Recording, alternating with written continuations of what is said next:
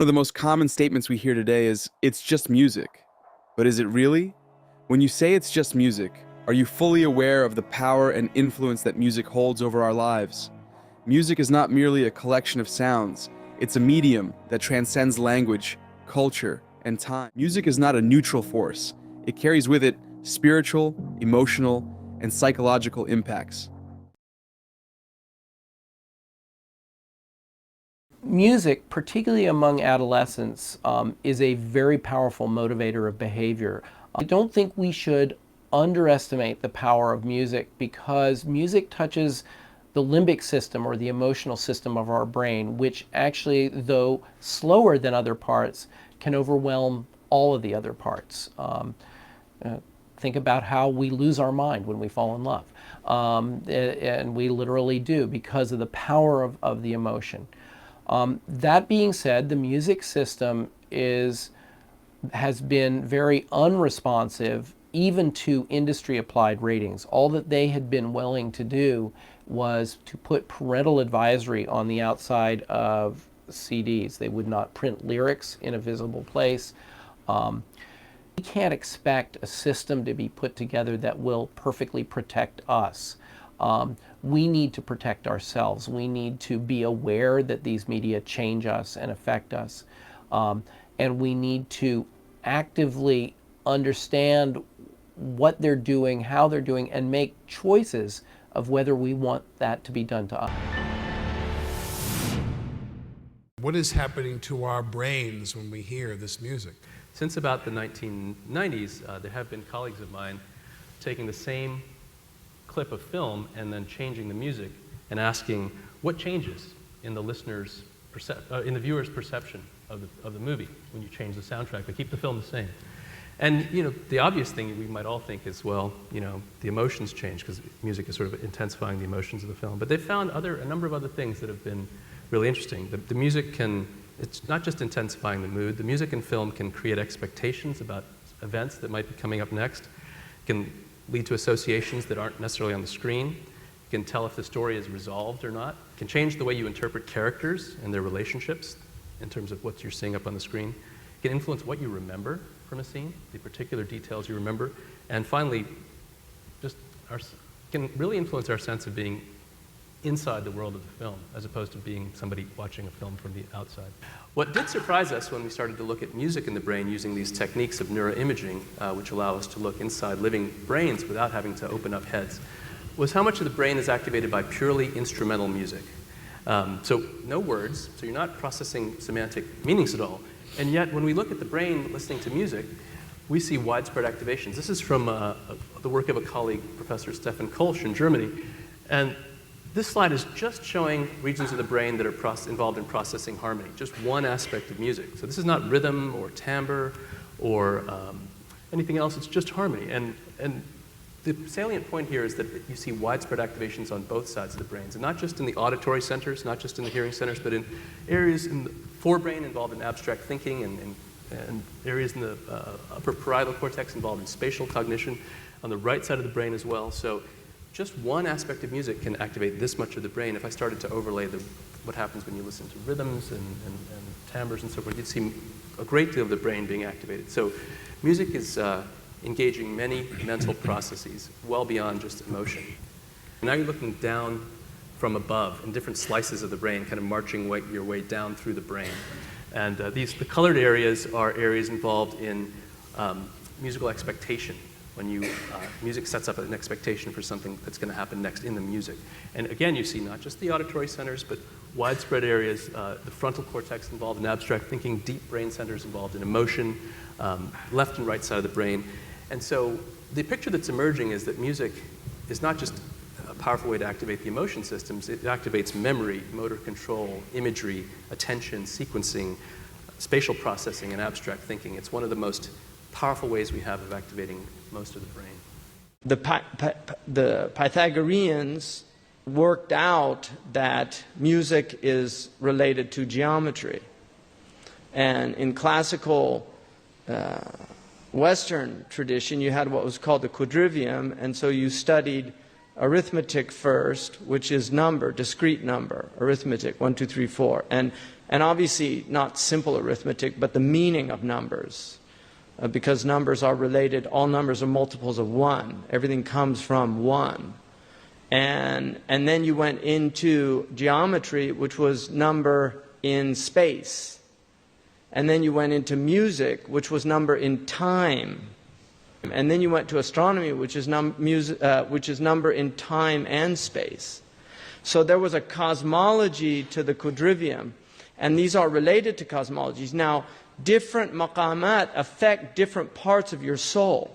And this is why the prohibitions of music are there, because music is very, very dangerous, and a lot of people don't know what they're doing with the music. And if you don't believe this, all you have to do is look at some documentary footage of what was called Beatlemania in the West, and how mad people went over new sounds of music that were being popularized and promoted over the airways.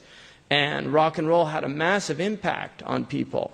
And as it got darker and darker, and you went into these heavy metal and all these other types of, you get some really, really serious problems at these concerts where people literally will go mad. I mean, obviously there's drug involvement, and this is another reason, because you'll find many of the hadith that talk about the prohibition of music also have drugs mentioned in the same hadith. In fact, there's an argument that all of them have drugs mentioned in the same hadith. And the Prophet ﷺ said the end of time won't come until people permit. And then he said, music, basically the sex, because that's the word he used meant that, and then drugs, intoxicants. So he actually mentioned those three together, right? Which in Western parlance is sex, drugs, and rock and roll, which became a kind of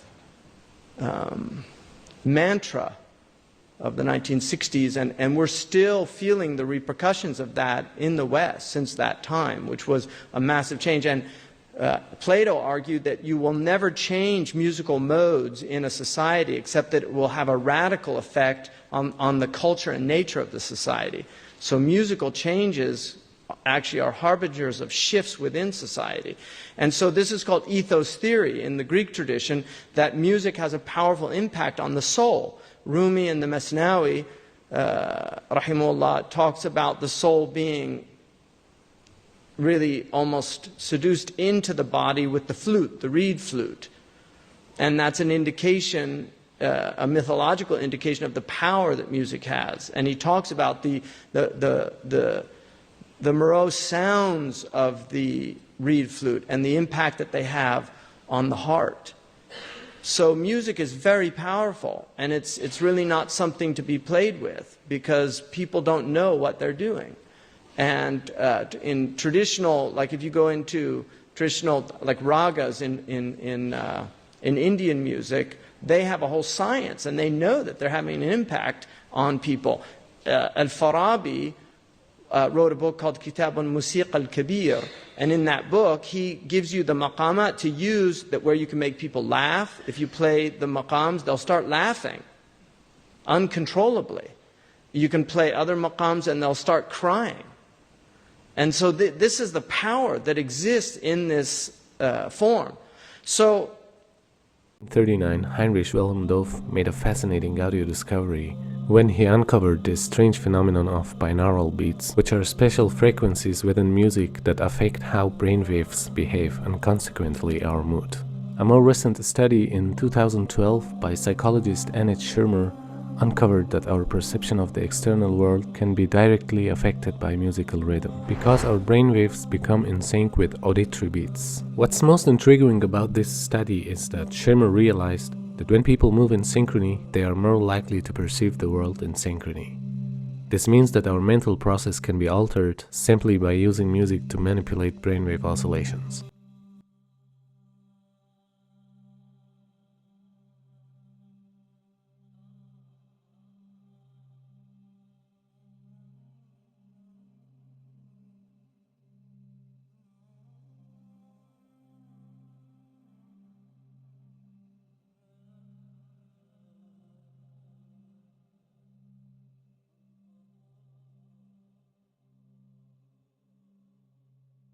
Yes, and music is a whole another area that employs these techniques. Popular music, all popular culture, movies, TV, music, they carry messages, and it's not just entertainment.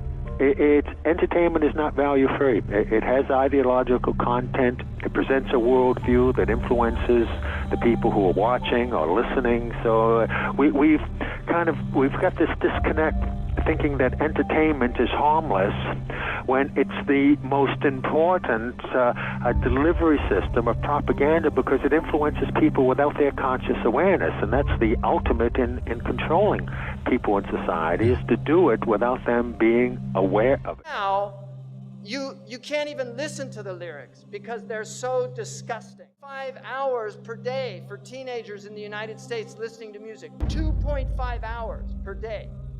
1 in 3 popular songs now contain explicit references. The number of times an adolescent is exposed to explicit substance references, 35 per hour. They're listening to 2.5 hours a day, 35 per hour, 84 per day, 591 per week, being told about alcohol and drugs in these lyrics. 30,700 a year. References to drug or alcohol in songs: pop 9%, rock 14%, hip hop, R&B hip hop 20%, country 36%, rap 77%. And we've got all these kids listening to rap. I think nowadays music is probably one of the easiest means to lose your moral sense. Music is audio pornography today. That's what it is. It's explicit, it's shameless, it's vulgar, it takes your sense of humanity away. Now you see in the West, people listen to music all the time. They're always plugged in. They get in their car, they turn on the music. They walk, they put in their earphones, and they listen to their music, and people have long playlists. They spend a lot of money on these things, and so they're lost. They don't have free time to think anymore because their lives are filled with sound. I'm William Cooper. From Tinker Bell to Artie Shaw to George Bush's 1,000 Points of Light, America has been mesmerized by stardust since its very inception. And now America is beginning to learn what all these references to the star, the morning star, wish upon a star, stardust, really is all about. There was something very strange about the classical mysteries, something which attracted people to them, and having attracted them, made their initiates, with very few exceptions, permanent devotees. Of certain experiences was a carefully worked program of mind training, which is familiar in modern times as that which is employed by certain totalitarian states to condition or reshape the thinking of an individual. This process produces a state in which the mind is pliant enough to have certain ideas implanted, ideas which resist a great deal of counter-influence. Echoes of such training are to be seen in the rituals of certain secret societies without mystical pretensions which survive to this day. Trials, terror, expectancy, drinking, and the rest. That this fact was known in the past, folks, is evidenced by the words of Aristotle, who was exiled because he was said to have revealed something about the mysteries, and he said this, quote, "Those who are being initiated do not so much learn anything as experience certain emotions and are thrown into a special state of mind," unquote. Well, what was this special state of mind? Folks, it was a plasticity in order that the conditioning might take permanent root. The psychologist William Sargent, the greatest authority on this subject, says in his classic Battle for the Mind, quote, "It seems, therefore, that there are common final paths which all individual animals, though initial temperamental responses to imposed stresses vary greatly, must finally take. If only stresses are continued long enough, this is probably the same in human beings. And if so, may help to explain why excitatory drumming, dancing, and continued bodily movement are so much used in such a number of primitive religious groups. The efforts and excitement of keeping the dance in progress for many hours on end should wear down and, if need be, finally subdue even the strongest and most stubborn temperament, such as might be able to survive frightening and exciting talk alone for days or weeks, unquote.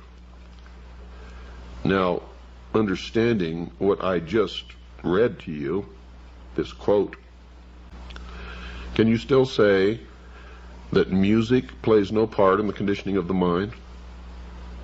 That the words in the music is not being entrapped by the subconscious of those young people who dance for hours listening to this music? If so, I think you'd better rethink that position, for it is a form of mind control, brainwashing. But what happens when that same powerful medium is used for purposes contrary to godliness? In the world of the occult and rituals, music and chants are integral parts of ceremonies. These chants are not random. They are carefully designed to invoke spirits, alter states of consciousness, and connect participants to the spirit world. We are witnessing a rise in the overt display of demonic elements in music videos and culture. This isn't just art or creativity, it's a spiritual warfare playing out in our society. The enemy knows the power of music and uses it as a tool to infiltrate our minds. Fakhruddin al-Razi, in his commentary, says about the verse in the Quran where Shaytan, that you will try to seduce them with your voice. He says by giving them foul lyrics that their children will memorize and repeat. That was in the 13th century. This is the khutuwat of Shaytan. He's taken people by degrees. This is what they worship, these Satanists, Baphomet. If you notice, he's androgynous, so it's a male-female mixture. Also making these signs. You see the signs he's making using this sign because 11 is the devil's number. Because 11 is 1 beside 1. In their numerology, they use 11 a lot, and they like multiples of 11. 11, 22, 33, 66. They like these multiples. In their magic, they know the secrets of numbers, and so they use numbers. The Prophet ﷺ, when they used magic on him, they blew on 11 knots. And this is why the Mu'awwidhatayn has 11 ayahs, because it protects against their magic. So this is real stuff, people. I'm not making this up. This is real stuff. You can see Madonna imitating here Baphomet, right? Because she's one of them, and she's a numerologist. She is a numerologist. She practices numerology. Lady Gaga's got tens of millions of followers. So the devil has plenty of followers on Twitter. Now this man over here, LaVey, started the Church of Satan. He wrote a satanic Bible, and he explained that symbol that they're all doing, that symbol, he said, was a curse symbol of devils. That's the way they put curses on people. And you've got people at rock concerts, they're all doing it, thinking it's cool. Marilyn Manson was a follower of Anton LaVey. He has tens of thousands of people go to his rock concerts. He has them openly denounce God. Openly. He says, I want you all to reject God tonight. And they all do it. He's very committed to this. He's a minister in the Church of Satan. And they use music. Because music is fitna. It's enticing. It sucks you in. You like it. It's enjoyable. Now, here's Miley with her little horn hair. Right? What is this? She had millions of followers of little kids in America, and this is what she turned into. And if you look, you see, where did she get that? Kali, a demon from the Hindu tradition of destruction, because this is a destroyer of the innocence of youth.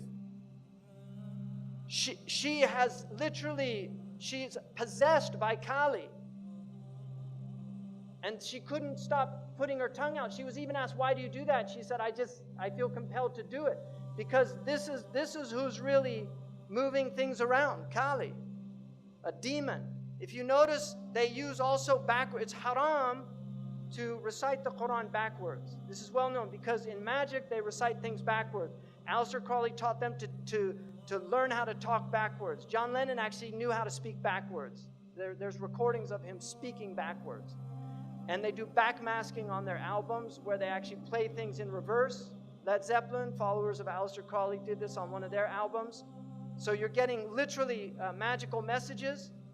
I think that we all, as artists, because we're highly sensitive people, and this machine around us, this so-called music industry, is such a demonic thing. It sacrifices people's lives and their essences. The number one problem in Hollywood was and is and always will be pedophilia. That's the biggest problem for children in this industry. The casting couch even applies to children. Oh yeah. Not in the same way. It's all done under the radar. Nobody talks about pedophilia. It's the big secret. And it's widespread? Oh yeah. You're doing really well now, but didn't you release a CD like almost 10 years ago?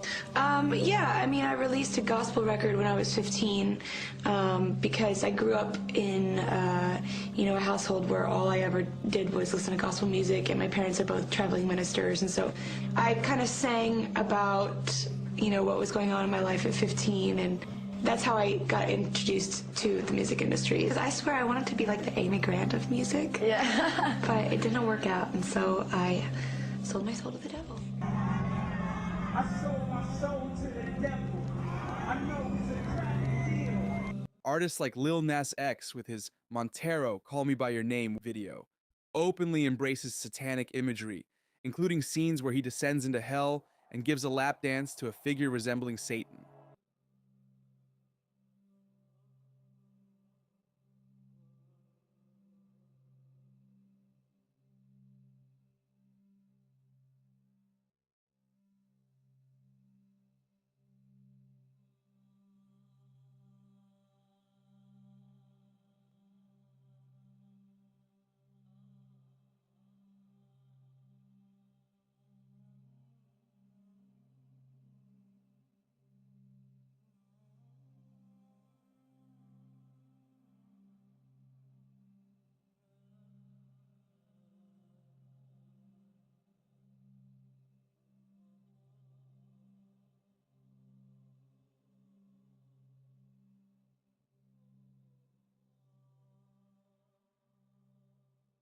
Yeah, I believe in the Illuminati. There is a certain level that you get at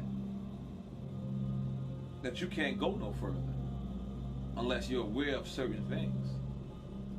And I'll leave it at that. You know what I'm saying? There's a certain level that you get to. That there's a door that you have to walk through. And it's on you to walk through that door. And once you walk through that door, it's no problem. If your ultimate goal is to be famous, then you're gonna do a lot to get there, like sign your name in blood in a contract with the devil. Like you're gonna end up on a one-way street and it's going nowhere. Like that's just the truth. I've seen so many people like forsake their moral code and their value systems just for a little bit of fame, and it's not worth it at the end of the day. It's really not worth it. I swear to Lucifer. I swear to Lucifer.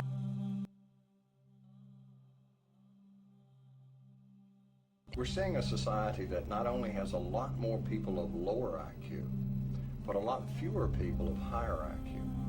In other words, a dumbing down, a chemical dumbing down of society. So everyone's sort of mediocre. That leaves them dependent on government because they can't excel. We have these people of lower IQ who are totally dependent. Then we have this mass of people who are going to believe anything they're told because they can't really think clearly.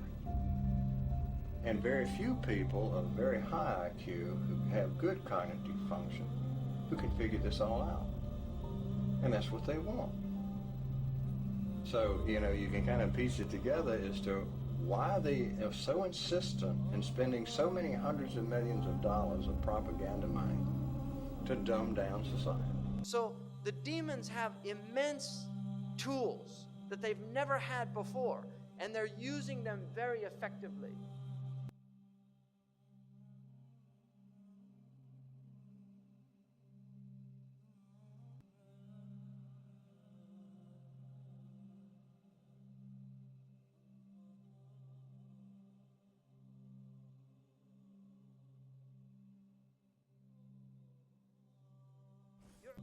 Musical instruments will be on their heads.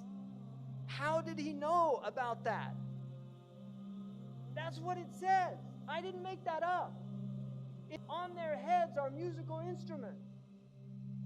Who would have known what that meant at the time of our Prophet ﷺ? But now we see it, all these people everywhere. Your mind is filled with their thoughts. You're not even yourself anymore. You're listening to Rihanna or Madonna or Haifa Wahbi or whoever the latest fashionable singer is. This isn't just shocking for shock's sake.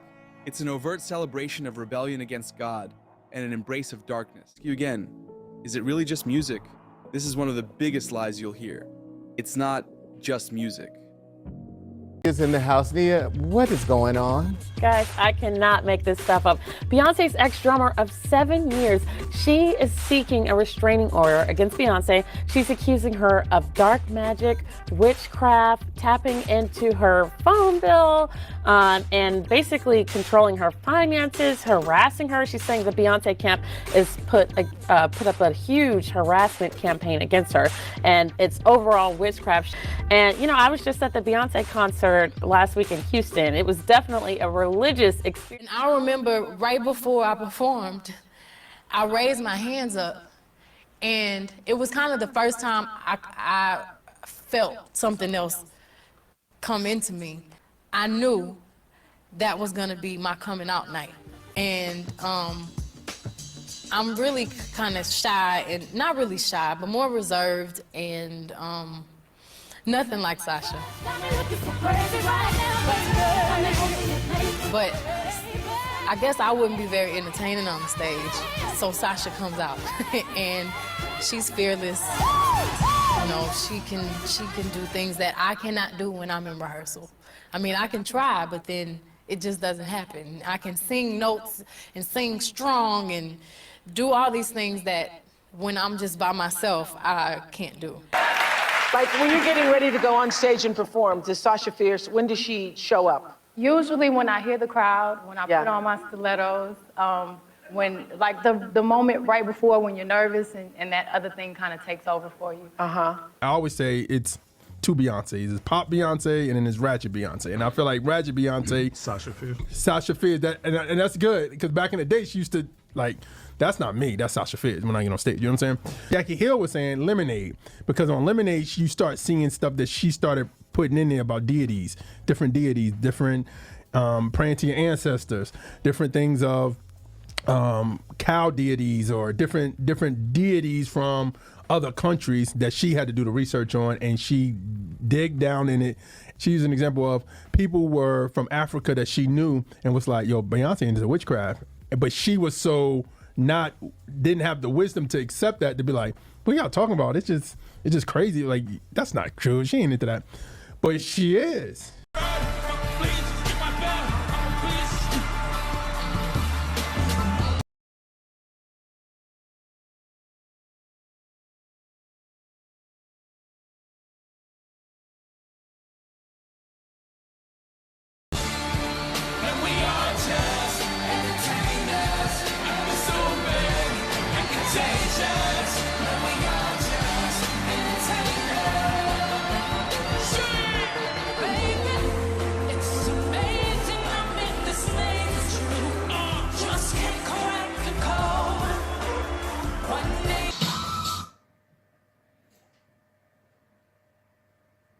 We'll do frame by frame.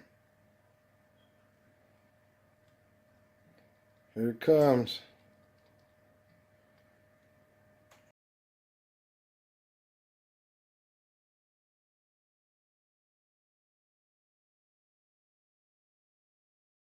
Sasha Fierce? Tell me more. You have to say Sasha Fierce with more attitude. Yes. There you go. And Sasha Fierce is kind of my alter ego on the stage.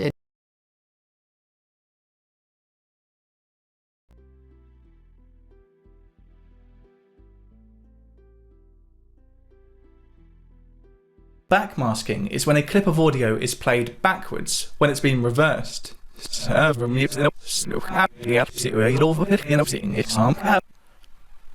The Beatles' 1966 track Rain is the first use of a backmaster voice on a pop or rock song.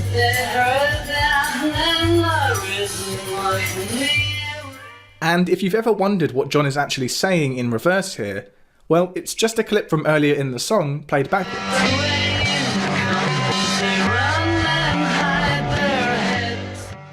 In this interview from 1968, John describes how he had the idea to reverse the tape for Rain. He wanted the whole of Rain to be reversed, but Paul McCartney and George Martin persuaded him just to reverse a short segment at the end of the song. On the same album, the Beatles also created the first ever reversed guitar solo.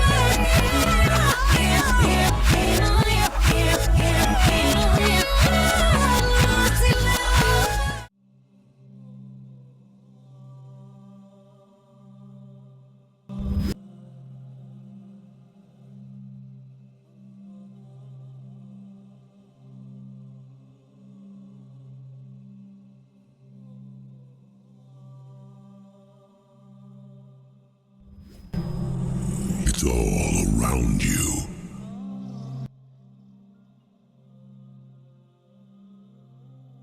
It dominates your nightmares.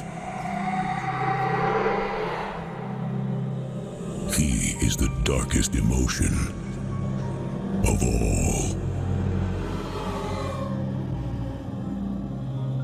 His path leads to the dark side.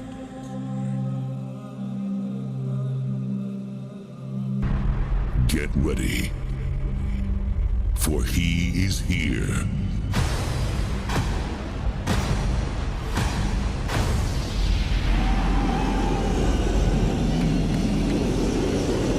This is my domain. Welcome to Climax. You dance dares you to meet your inner demons.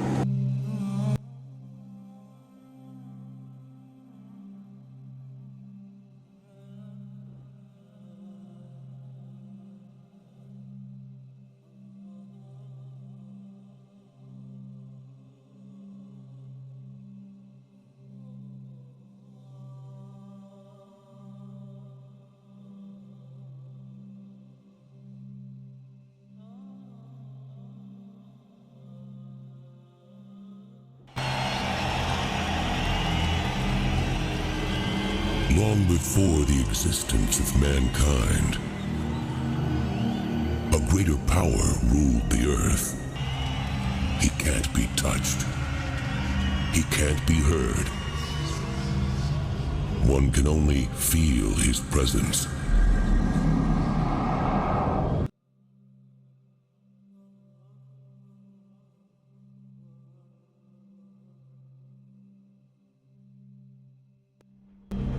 Let us introduce someone that hides in the Master's shadow.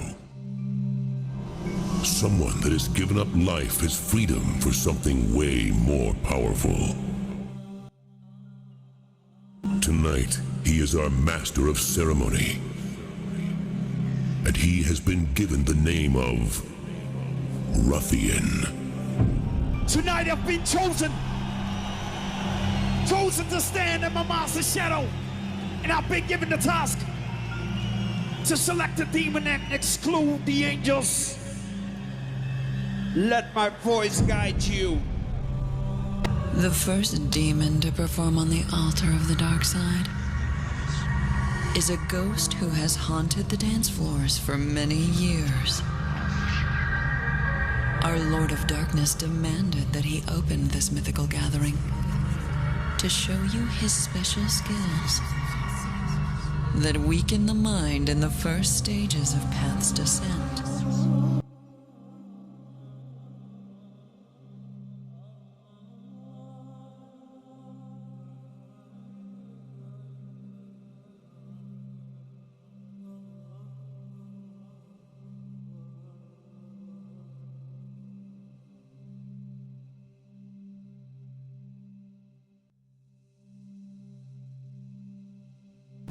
Everybody has a dark side.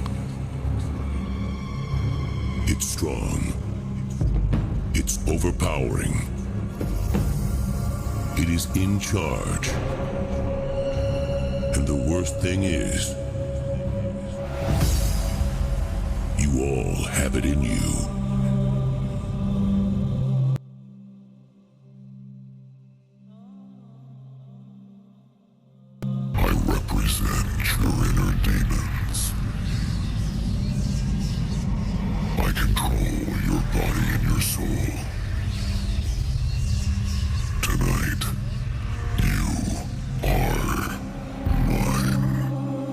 Every time you are alone,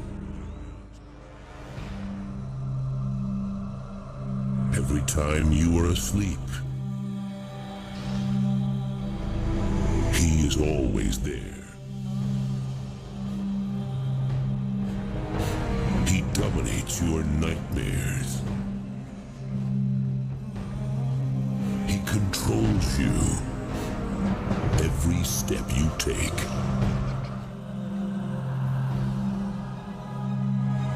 In the earth. He flows through the air. He floods in water. He blows in the wind. And he burns in the flames.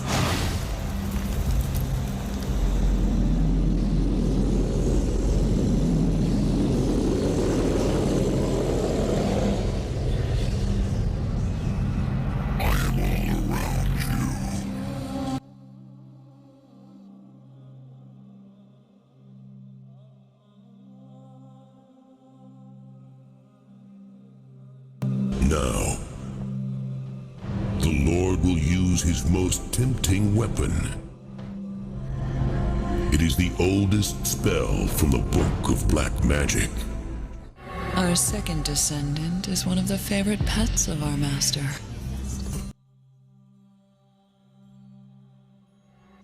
And he is honored to fulfill this important place on the master's ceremony.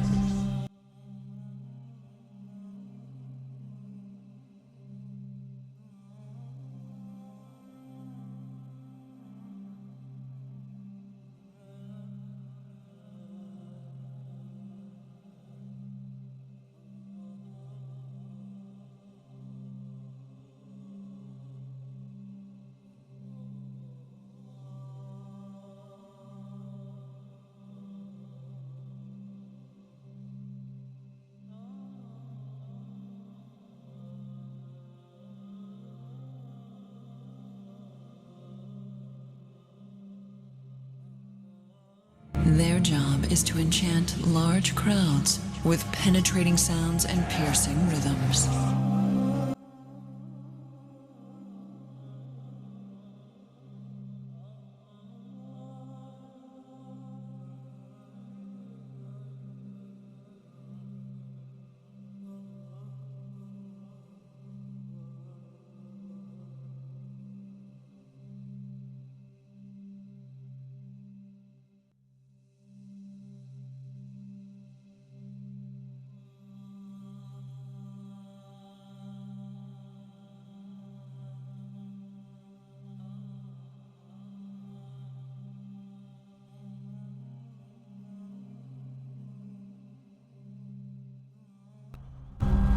Only one in every 1,000 disciples turns out to have a special talent. A skill that even impresses our master. When this happens, that one is given the chance to perform on the Lord's most impressive stage.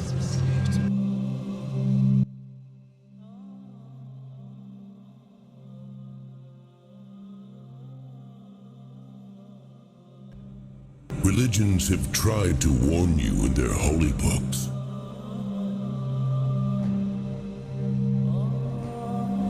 Teachings of peaceful tribes have told their stories about the truth.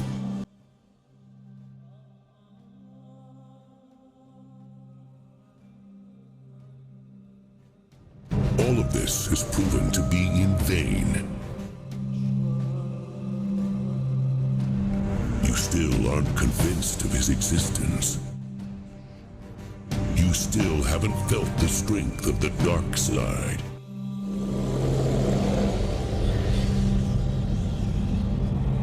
I am worse than you can imagine.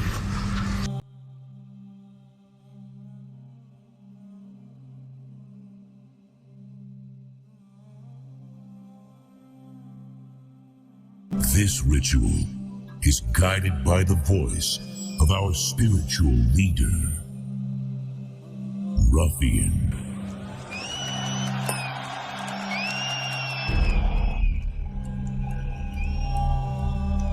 Let my voice guide you. I will bring you to a higher state of consciousness. Follow me into the next dimensional world and behold my disciples.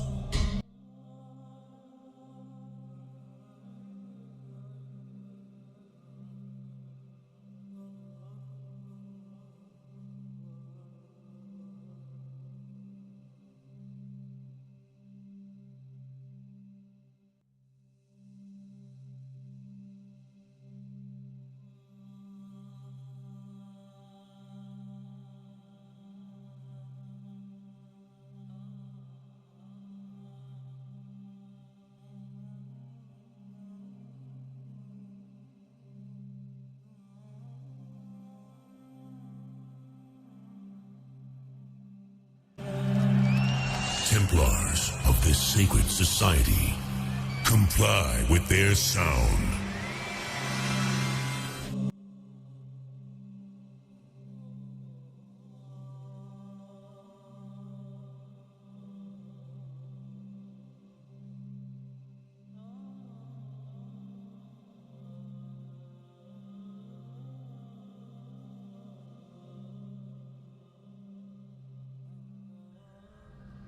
It has been a long struggle. But in the end, the Dark Lord lured you all into his kingdom. As of now, you are doomed souls, caged behind the Master's bars. You are his slaves.